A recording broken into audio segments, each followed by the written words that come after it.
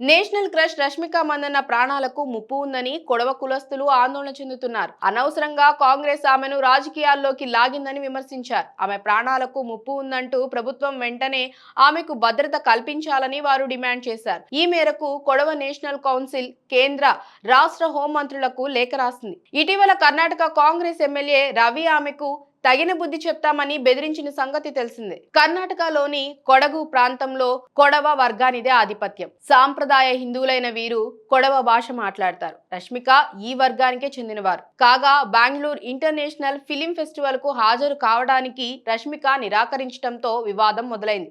Kannada industry నుంచే Rashmika ఎదిగిందని MLA Ravi అన్నారు. మూలాలు మర్చిపోవద్దని గుణపాఠం చెబుతామని హెచ్చరించారు. దీంతో ఆయనపై తీవ్ర స్థాయిలో విమర్శలు రావటంతో ఎమ్మెల్యే రవి మాట మార్చారు. ఎమ్మెల్యే రవి అనంతరం డిప్యూటీ సీఎం డీకే శివకుమార్ కూడా సినిమా వాళ్లపై మండిపడ్డారు. సినిమా వాళ్లకు నట్లు బోల్టులు బిగించాల్సిన అవసరం ఉందంటూ కామెంట్స్ చేశారు. ఇక రష్మిక ఇటీవలే పుష్ప 2, చావా సినిమాలతో బ్యాక్ టు బ్యాక్ భారీ హిట్స్ కొట్టింది. ప్రస్తుతం సికందర్, ది గర్ల్ ఫ్రెండ్ సినిమాల షూటింగ్ లో బిజీగా ఉంది. ఆమె నటించిన చివరి 3 సినిమాలు 500 కోట్లు వసూలు చేయటం విశేషం.